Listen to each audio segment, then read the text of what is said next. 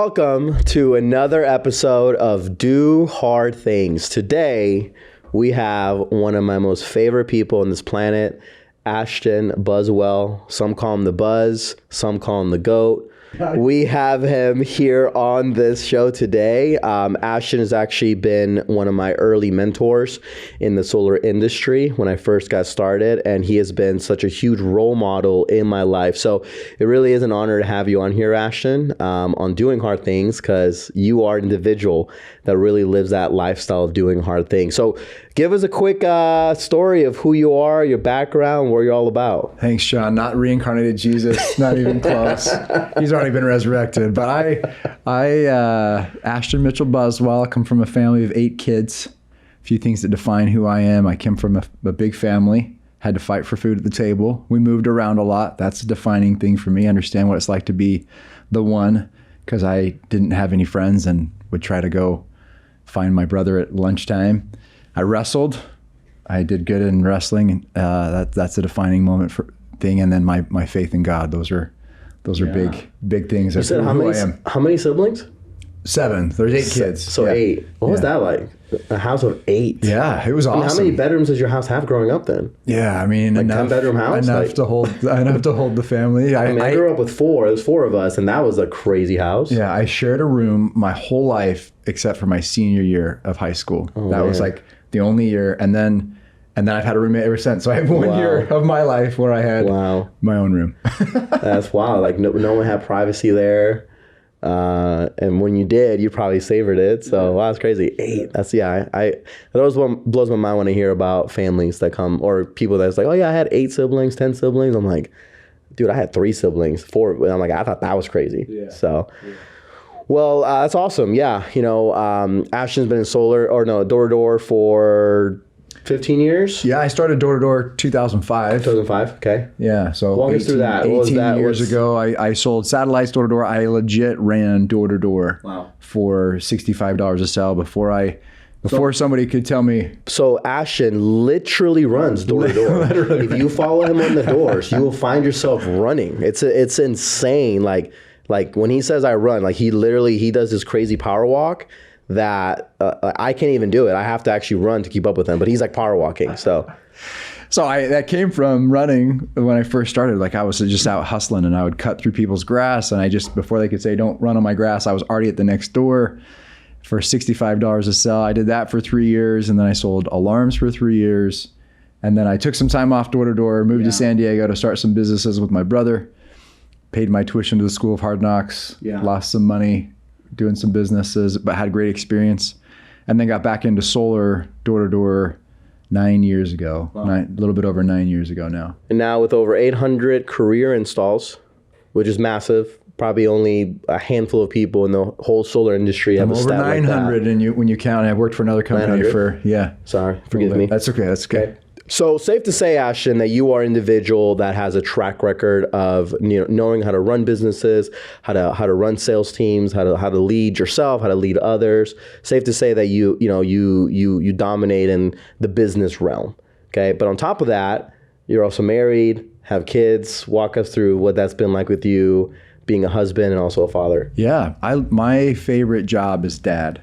Yeah, and husband. Like that's my favorite part of my life is my family. And the very first thing I brought up when you said, who are you? It was about my family, right? Yeah. Like family is really important to who I am. So I'm a girl dad. I've got 4 daughters. Ages, my oldest turns 13 tomorrow. So from 2.5 to 13, 2, 5, 10, 13. It must be a little bit bittersweet. First teenager, man. I'm going to have a teenager in the house. Yeah. I'm not as old as some of my friends who are the same age as me, but have a high schooler, I'm not that old, but yeah, it's kind of an interesting time of life, but no, I love it, dude. I love being a dad. I love being a husband. The best thing I can do for my kids is be a good husband to my wife. Wow. I believe that with all my heart. So. And how long have you guys been married? 16 years. 16. Yeah. So Lydia's been with you through it all from when you started in door-to-door. Almost. I started before. You said 18 years ago, right? Is that what you said? Yeah, I took those 3 years off where I did. So I knew her when I started selling. Yeah. but we weren't dating. And then after that, we started to date, and then we're engaged. So yeah, I've known her for a long. She's known me through my whole door-to-door career. Yeah. Wow. So a big reason why, I respect Ashton a lot is, and this is what, we want to talk on today, is how you can have it all. And in my opinion, Ashton Buswell is an individual that models that you can truly have it all. Now, what does it mean to have it all?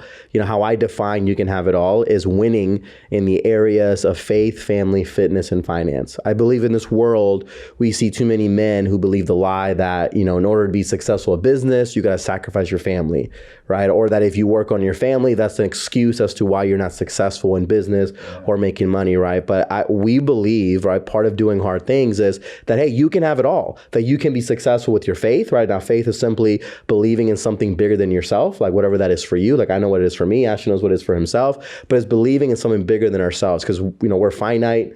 We need sleep, we need water. So it's about believing in something bigger than you, something that you tap into when you are at the end of yourself, right? And then, family. Family is very important because, there's a saying in the Bible, what does it profit a man if he gains the whole world but loses his soul? Another way, it's like, what does it mean if you sure have the success in business, the accolades, the money, but then you turn around and your wife isn't there anymore? Or your kids are like, yeah, dad, like that's cool, but I don't really know you, right? So Ashton models, you can have it all. And today we really want to talk to those individuals that are seeking that life of you can have it all and winning in faith, family, fitness, and finance. And also even on the fitness side, I'll let Ashton talk maybe a little bit about the origin of his non-negotiable workout Mondays. I think that's cool. But Ashton is shockingly 40 years old, okay? The dude looks like he's like late 20s, early 30s, but he's shockingly 40 years old, but he has a physique that is better than I would say like 90% of people in the 30s and 20s. And it just blows my mind that even at that age, not that he's old or anything, but that even at 40 though, he is still, you're probably healthier today though, would you say, than you were in your 20s, than in your 30s? Like, yeah, in lots of different aspects, totally. Yeah. Yeah. So talk to me, like, what does it mean for you to have it all? Like when you hear you can have it all, what does that mean for Ashton? Yeah, I think that you can have it all as a choice. Like you can have it all in any area of your life if you choose. The coronavirus did something really good for me when we were locked in our own homes. It was scary because our business was selling people in-person sales. So if you can't see people in person, that's kind of scary, right? So we started going virtual and things. But what I realized during that, and I realized it before, but during the coronavirus, I remember having a distinct moment where I was working my guts out as much as I could, right? And I thought, man, if I don't read my scriptures, that's my fault. If I work 12 hours in a day, if I wake up and I start working at 9 in the morning and I work 12 hours, I have till 9 at night, I can still read my scriptures either before 9 or after 9. It's my fault if I don't read my scriptures. And I was like, it's my fault if I don't exercise. Like that's my fault. I can work my brains out, sacrifice, hustle, all those things, but it's my fault if I don't do these things that are important to me. Right. And not that I didn't have that realization before, because I've always tried to eat healthy, and my wife would get mad at me because I wrestled in high school and college. And I did 100 push-ups a day in the 6th grade. So I developed some good muscles. And she's like, your muscles still show, and you're not even exercising. Because there was years that I hardly exercised. I would go for a run every once in a while. And she would get mad because I would still have a good, figure and not, have to work out for it as much. Anyway, and I knew that it was my fault then, that if I didn't work out or if I didn't read my scriptures, that it was my fault. But it was just shown to me even greater that it's my fault. So I think having it all is a choice. And then I also think that one of the things that I think about when I think about it is what is your main thing? What are the main things in your life that you want to have it all for? I got a friend that's like a professional video game guy. Like he makes money playing video games. He's one of the guys that has the YouTube and people watch him play video games. It blows my mind. I don't know where people have time to watch other people play video games. In my late teens, that was actually a dream of mine. Yeah. So I almost went professional playing Halo 3. Really? Yeah. Yeah. I has crushed at Halo 3. He has. So one of his main things is video games. Yeah. Good for him. That's not one of my main things, right? And so I think having it all is what are your main things to have all of that you want. Yeah. Right? So you can have it all, well, what do you want all of? So I want to have good health. I want to have all the things that you listed are some of my main things. So in order to keep winning and having it all in any area of my life, I have to continue to make the main thing the main thing. Right. Yeah, and then even is that friend you listed, is he single? I think he's still single. Yeah. Okay, because I think when people hear family, they think like, oh, marriage, and even for me, I don't define it necessarily as marriage. The component of family, if you can have it all, is just simply having a relationship with those people that support you, that love you. Now that could be mom and dad. That can be brother and sister. That can be your best friend, right. People you work with. People you work with, yeah. Or, of course, your wife, your husband, your kids, And so regardless of where you're at, it's about like, hey, you don't have to sacrifice relationships in the pursuit of your goals, because I never want to be the person that one day is, let's say, a billionaire and I have this big old house, but then I have no friends to share it with. Or my kids are now 20 years old, but they don't want to have a relationship with me because they're like, well, I never really saw dad much, right. And then because men believe like the whole, well, I'm doing it for you. And I know I've said it to my wife before, like, well, babe, I'm doing it for us. Doing it for the family. I'm doing it for us. And then we believe it, we justify, but it's like, what's it all for? Yeah. And I think one of the things that I've had to learn is how to draw boundaries. One thing I learned from you, Ashton, you didn't even teach me this. I just saw it in just how you carry yourself is, it is really hard to get a hold of you on Sundays. And I love that. And it stuck with me for a long time because working with you for so long, I noticed a pattern where if I text you on Sunday, you usually don't call me back until Monday. And because you have a boundary where you're like, no, Sundays, that is my dedicated day for my faith and for my family. Yeah. Okay. Yeah. And like, you're like, nope, business, not on Sunday. Now, obviously case by case, sometimes they're different, but the majority of the times you draw a boundary, right? Where you're like, this is my slot of time. And I know I've had to learn in my pursuit of you can have it all is like doing that on a daily basis. Like, hey, when I come home, if I told my wife I'm gonna be home at, let's say 5:30 for dinner, then great. At 5:30, I better draw a line in the sand and say, that's it, I'm done with work. Because, you and me, if our wives let us, we would work till we go to sleep, right. So talk to me about boundaries. Like, how have you created boundaries in your life to make sure that you keep the main thing like you talk about? Yeah, man, that's a good one. And something that's appeared in my life over the last year or two that I'm real aware of is what's more important for me to pick up my daughter on time, or to spend an extra 5 minutes with a potential customer, or sending an email or texting somebody or whatever, where I could potentially be late to pick up my kid for good reason. Mm-hmm. Like I'm doing something that's going to help one of those other areas, right? In my finances. But what's more important? And I'll sit there and I'll be like, it's more important that my daughter knows that I'm going to be reliable to her. Mm. Now she may not remember Dad picked me up from soccer when he was supposed to. Probably won't remember that. But it's something that's over and over and over shown to them. I'm important to Dad. I'm not as important as other things, right? So that's shown up for me. But more direct to your question, again, goes back to the main thing.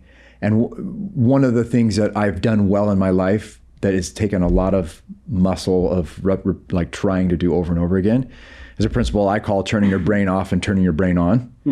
When I'm just like a light switch, when it's Sunday, you brought the Sunday example. I've made a conscious decision to try my best to not work on Sunday. Now our work is actually, some of it can be pretty easy. All it is a text. I can just reply to a text and say, I'll be there. But that reply to that text is, I'm working and I've decided to turn that switch off on Sunday. Again, unless I need to, unless it's an emergency, there's some other things. In fact, I've gone as far as most of Sunday, my phone is on Do Not Disturb all day. And if you need to get a hold of me, call my wife, because her phone will be on and she'll answer like, hey, have Ashton call me. I need him real bad, right? Sure. For the most part, that day is my time with God and my time with my family. And I do my best to not to spend time, because those are two of my main things. And that's a way that I can show God that, sure, man, I'm going to keep the Sabbath day holy. That's a way that I show my kids I'm all in with you, and my wife, I'm all in with you. But there's other times too. When I go to the gym, I usually leave my phone in the car. And I'll take a picture with somebody at the gym, but it's on their phone, and I'll have them text it to me, right? Because when I'm in the gym, I'm not on social media. I'm not texting people back. It's happened way too many times in my life where I'll bring my phone and then I get a text that I respond to that turns into 5 minutes of texting, right? Or I'll have an email from a customer that I need to take care of right here, right now, which if I didn't have my phone, I would take it right when I saw it, instead of like right in the moment in the middle of my reps, right? So I just make it so that whatever it is that's one of my main things, the boundary. I had another person say, dude, I can never get you to respond after 9 o'clock at night. And I do my best to not respond to people before 9 o'clock in the morning or 9 o'clock at night. I do my best. Doesn't always happen, right? But if a customer wants to get a hold of me, they'll notice, like you notice with Sunday, man, he doesn't respond until after 9 o'clock. And that's just, I'm trying to keep some business hours. My morning's super sacred with my family, and I'll respond on a normal business hour, right? Well, that's very important. I think an underutilized resource is the focus feature on like the iPhone. In the last, I would say 3 to 4 months or so, I've adopted this new habit of, really using that feature. Like if I'm on the gym, I have a fitness one, where I put fitness. And then if someone texts me, it'll say like fitness on there. That way they know, okay, he's probably at the gym. When I go to church on Sunday, a church one comes up, right? Like I've actually customized it. It doesn't just say do not disturb. There's one for fitness. There's one for church, If I go on date night, I put it on do not disturb because you say you go to the gym, without a phone, like I need my phone because I need some people music for the program or the music. Yeah, totally. But it's definitely a lot easier if I just put it on the fitness one. That way I don't get bombarded with notifications. And then the only challenge is just having the discipline to like not go into any apps. Because like for me, my thing is if I just see a notification, like you said, it turns into replying back, and then the autopilot in your mind kicks in, and the next thing you know, you're somehow on Instagram. You're digging, and then you're like, wait, how did I get here? And then 5 minutes is wasted. So the focus feature on your iPhone, I feel like it's such a underutilized feature that is just so helpful. Like when I go home sometimes, like I'll also put it on do not disturb, and then that way it's like out of sight, out of mind. Like my phone's not buzzing. I don't see it because literally it hides all notifications from you until you turn it off. Right. So it is such an amazing feature. I even have it set to location. Like I said, the church one, when I go to church, it automatically, because you can do that. Yeah, you can customize it in such cool ways. Yeah. Like it's funny, even sometimes when I drive down Balboa and I stop at that stoplight, even if I'm not going to church, it'll like turn it on for a minute or two, and I think it's kind of funny how it does that. But yeah, you can totally customize it in a way, like you can set it for like at 7 a.m. or I have it set where after 10 p.m. it turns on. Do not disturb. So that way my phone's not blowing up at 10:30 and just buzzing, So I think that is such a underutilized tool that can help with the boundaries. That way you can keep the main thing, because I think in our pursuit of having it all, I don't believe in balance, for example. I just think it's like eat the whole pie. It's like if you're at the gym, cool, be at the gym. If you're with your wife, be with your wife. If you're with your kids, be with your kids. If you're working, be all in working, right? Yeah. And because even sometimes I'll do it with work where I'm like, even my own wife, like now my wife on the focus feature, I have it set where she can get a hold of you, right? She can get a hold of me. That way if my phone goes off, I know it's her. Yeah. But I think me and my wife have done a good job at even communicating like, hey babe, for the next 3 hours, I'm going to be like working. Okay. So if you don't hear from me, like that's why. So, because you got to do it also even with the marriage. Yeah. And I think one of the things that I thought about, and my wife, we just had my cousin in town, and she's like, I feel like people are saying Ashton's got all this balance, and he does, but there is sacrifice. But it's not at the sacrifice of things, right? She's like, there was times where Ashton would legit, because there was a time to get the rocket ship off the ground in my solar career. I made a conscious decision to be a part of these early morning networking groups, and I would leave before the kids woke up, and I would come home after they went to bed, and that was 2 nights in a row. So I'd see my kids Monday night and not see them again till Thursday morning. Wow. And I wouldn't recommend that for a long period of time, right? But there was sacrifice. And my wife makes all kinds of sacrifices for me. She adjusts her schedule for me all of the time. And that's an us sacrifice, right? If I'm in this marriage together with her, it's not all about me. It's about us. But she makes all kinds of sacrifices, right? And I work my guts out, man. I work a lot. But I also have things that are really important to me that I make sure I take care of, which is my relationships, right? And my relationship with God, my relationship with my wife, with my kids, with my health. Yeah. I consider that a relationship. You talked about the health thing. Can I jump to the Monday morning workouts? Yeah, go ahead. So on Mondays, if you follow me on Instagram, Ashton Buswell, whatever. If you search the GOAT, it'll also come up. Whatever.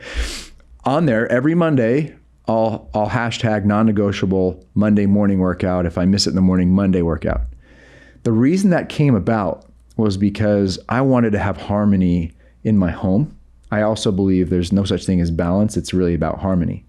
And so I wanted to have harmony within my home with my wife, and then harmony with my kids. And I was like, I need to have harmony within me. If I'm not good with me, so that's some deep stuff right there, right? That's spiritual. Am I being honest? Am I eating too much? Am I exercising? There's a lot of, I have to walk around with me every day, all day. I know who I am, right? And so in order to become in harmony with me and my physical body, I realized that I needed to exercise. I felt so much better when I was exercising. My life was improved. All areas of my life was improved when I was exercising. And again, I had years where I didn't hardly exercise at all. And then I was like, you know what? I'm going to have a goal for like 2 times a week. And then I have a goal for 3 times a week. And then I was a goal for 4 times a week is when the non-negotiable Monday started happening. Because I realized that if I didn't work out on Monday, I can't tell you how many times I got in my workout clothes. And then I have sacred time in the morning. I wake up my daughters, I get them ready for school, get them breakfast, right? There's some really good bonding time with us in the morning. And then I would pick up my phone instead of going to exercise. And then the day would start. Customers, reps, It's 8 o'clock at night and I'm still in my workout clothes and haven't done a thing, right? Right. And then the next day, a similar thing would happen. And I realized that if I did not work out on Monday, that I often wouldn't work out on Tuesday. And if my goal was 4 times a week, if something came up on a Wednesday or Thursday, I'm toast. Because I just have Wednesday, Thursday, Friday, Saturday, because Sunday's not a workout day for me, right?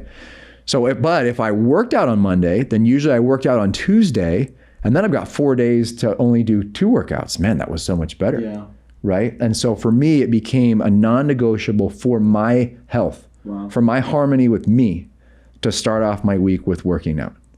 And I get grief by some people like, we get it, Ashton, you're working out. And frankly, I think one of the tools or one of the powers of social media is just accountability. I don't really care if you care that I work out on Monday or not. I care that I work out on Monday and I need to report to people because I've been reporting to people about it for a long time. You know what I mean? Yeah.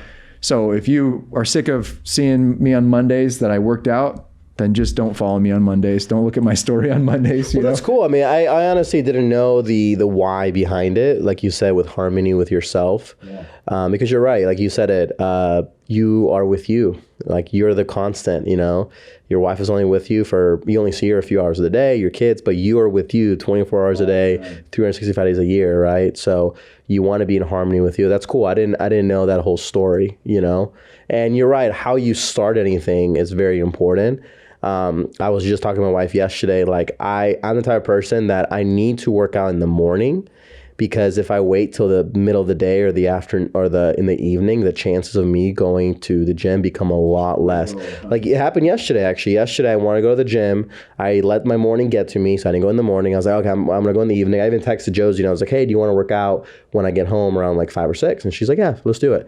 And then we got home. She was kind of tired. I was kind of tired. And then we're like, oh, yeah, let's just wait. And then next thing you know, it's like 6:30. And then we're like, well, like Balin has to go to bed in an hour. Right. King's probably, and then we justify, and then we didn't go, you know? And so, because it's like how you start the day. Like I remember Jons Maxwell talks about eating the frog, right? And it's this concept of like, what is Brian Tracy, I think. Brian Tracy, you're right, Brian Tracy, yeah. And it's this concept of eat the frog first, right? So, if you can, not that maybe a workout is super hard for you, but it's like, if that's how you can start your week, it makes everything else look easier. Yeah. And I love what you said it. You're right. If you do it Monday and Tuesday and come Wednesday, you have this sense of relief. You're like, okay, cool. I have some room for flexibility. Where if it's the other way around, if you didn't work out Monday or Tuesday, now it's Wednesday, you're like, okay, I got no room for error. Yeah. And it kind of creates this anxiety. I didn't get it. I didn't hit my goal. Yeah. So this happened to me this week, man. This morning I woke up at 5:30. I normally wake up at 6. I fluctuate between 5:30 and 6, but yesterday I was in my workout clothes all day. On Monday I got my workout in, and then yesterday I was planning on lifting, and I just was crushing it yesterday, and it felt great. And I went on a daddy-daughter date, and I got some sales, and I recruited a guy, but I didn't exercise like I want to. Now I want to exercise 6 days a week. Yeah. But I also understand like I give myself grace. Yeah. If I don't in a given day, then it's okay. But I knew that I was starting my work day at 8 a.m. this morning. And that normally I'll wake up and I'll get my kids ready. I'll connect with God, I'll get my kids ready, and then I'll go for a walk, and then I'll exercise, and then I'll start my day. But I knew I didn't have that luxury, and I was like, it's important enough to me to wake up early to get my exercise in today. Yeah. And so I woke up early so that I could make sure that I got that in, right? Because it's one of my main things, and I didn't want to have to. I like you, if it's later on in the day, it's just harder to do, you know? So anyway. Earlier just now, you talked about getting the rocket ship off the ground. Okay, so shifting gears into more of like the business financial spectrum of you can have it all. What kind of advice would you give to call it a starting entrepreneur, or someone who maybe they're hovering around 6 figures a year, right? Like 100,000, 200. They're making good money, right? But let's be real, $100,000 a year, it really isn't enough to live a good life, and not anymore, right? So what kind of advice would you give to a person in that domain that is learning how to balance being a husband and maybe a father, but also trying to be a good steward of their business? Because I know for me, like when I first got married, I struggled with I went from like all I did was business to like, okay, now I'm married and now I have kids. And I know for me, it was a challenge to learn how to have harmony, because you talk about harmony. I believe in harmony too, not balance. What kind of advice would you give to that new person to help them get the rocket shit off the ground, understand that, yes, there's going to be sacrifices, so maybe even like what kind of conversation should they be having, or what kind of conversation should this person be having with their loved ones, so that way they can dominate the finance spectrum, but without fully sacrificing the family one. Yeah, totally. Two main things. I would say sacrifice at the right time and make sure you have lots of communication. Those two things, if you're trying to get the rocket ship off the ground, you need to know when is the best time to hustle your face off. And again, back to what Lydia said before, like I still hustle my face off, man. I still grind, and I love it. It's part of one of my main things, right? And I love the hustle and the grind, but know when to sacrifice. An example, it wasn't that big of a deal, but I'm a relationship guy, so I like class reunions. I missed my 5-year reunion. I missed my 10-year reunion. To most people, they're like, dude, get over it. High school was a long time ago. Did they send me mine like 3 years ago? And I was like, I'm not going to. Yeah, whatever, right? Most of my buddies are that way, but I love people, man, and I want to see people. Sure. So I finally went to my 20-year reunion. That was the first reunion that I went to, but I really wanted to go to my 5-year reunion. I really wanted to go to my 10-year reunion. But it was a sacrifice at the right time moment. And that was something that, even though I really wanted to go to, I knew that if I sacrificed at the right time, that it would be better for me. Yeah. So know what that is, and get advice from people of like, what is the right time? When should I be sacrificing? When should I not be sacrificing? If you were starting over, where would you sacrifice to get things going? All of that stuff, right? Yeah. I think is important. And then a lot of communication, especially if you're married. If you're not married, it becomes a little easier because your responsibility is you and when you're going to eat. But you need to have balance time. You need to have brain off of work time in order to have work time be more effective, right? If you're only, Stephen Covey talks about the guy that is sawing, cutting down trees, and he saws, and he takes a 30-minute lunch break, and his buddy takes a 2 or 3 hour lunch break, and he comes back and he gets more, he gets more things done than the guy that didn't take as much time. He's like, how do you do this, man? I'm spending more time doing this. And he's like, well, I spend like 2 hours sharpening my saw. Yeah. Right. And so even if you're single, you got to spend time out sharpening your saw in order to be more effective. But and on that note too, I feel like a lot of people like Gary Vee, for example, you know, I love the majority of his content, but sometimes I feel like his whole motto is work, grind. And it's like, dude, like you also got to enjoy life and enjoy the journey. And I feel like that's been his whole thing. And I think a lot of entrepreneurs kind of adopt that mindset of like, oh, like if I'm not working, they feel guilty or they feel a sense of shame. I know I did. I know like the only, like if literally, if it's like 5 p.m. and I'm not working, I know for like my first few years, I felt guilty. I felt the sense of like, oh, I'm doing something wrong, but it's okay if it's merited, right? If you've earned it, if you actually put in, you know, like at least 4 to 8 hours that day of real work, then cool. Like go ahead and enjoy a movie that night, right? Enjoy an hour or two, you know, or enjoy a vacation or enjoy Saturday off, you know, if you take it maybe once a month. But I know for me, like anytime I took time off, like although I did it, I still in the back of my head feel guilty because I adopted this mindset of like, I literally have to be working from the moment I wake up to when I go to sleep. But so hard not to. It's so hard not to, right? If you love what you do, I love what I do. Yeah. So it's hard not to like always want to be doing that, but it's so important. So communicating with, again, establishing boundaries if you're single, but communicating with your wife or significant other is so crucial when you're getting the rocket ship off the ground. Hey, honey, I want you to go to the beach, or I want you to go to the barbecue when our friends call us on Saturday and tell us there's a barbecue. But I don't want you to tell me about it until I get home on Saturday night, because that's my most important day. On Saturday, I can get 3 days in one. If it's an emergency, call me. I'm totally going to answer your call. And even if it's not that much of an emergency and you need to talk, let's talk. I'm in. You're my most important relationship, right? But honey, if it's not ultra important, if it's just about what we should eat on Sunday, we'll talk about it when I get home. Yeah. If people call you for a barbecue, go to the beach. I would love to be at the beach with you. I would love to be at the barbecue, but please don't let me know, right? Because I need to hustle. I need to grind. That kind of communication might be difficult. Your wife or significant other be like, no, I want you to come with me on those things. Like, okay, well, let's have a conversation about it. If it's really that important for me to come with you so you feel comfortable, why don't I come for the first hour?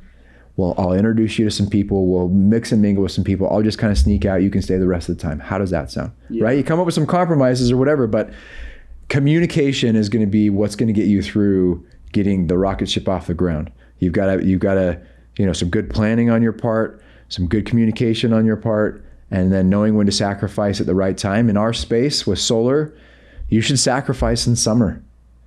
Summer is when the bills are the highest, when it's most on people's mind.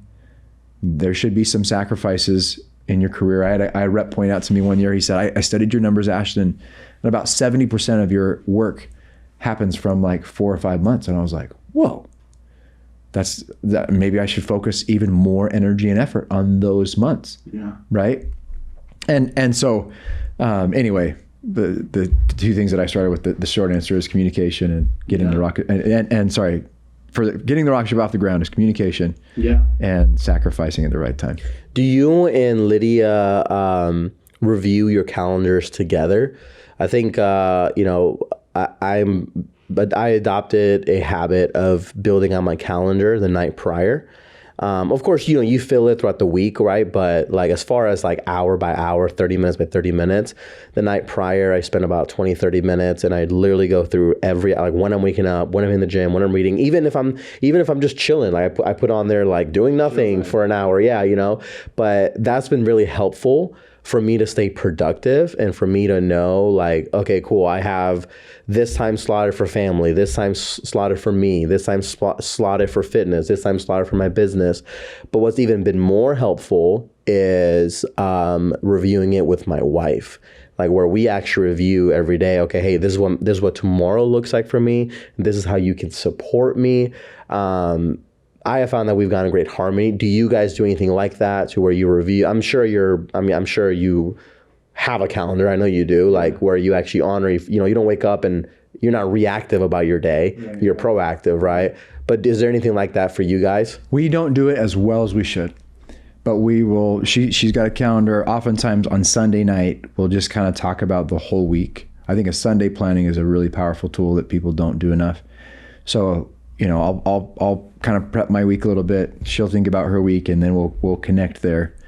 Then I share my Ashton's availability calendar with her. So when she opens up her calendar app, it shows where I'm at and things that I've got another calendar that if it's just like notes I'm taking that isn't like an appointment solid thing that I'll write in my notes on my calendar sometimes.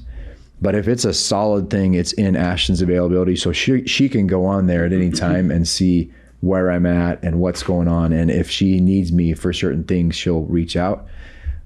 We do talk, you know, usually every day about things, but most of our planning together is on a Sunday planning, or it could be a Monday too, like a Monday morning that we're just kind of talking about the week, the main things that she needs me at or that I want her to be at or whatever.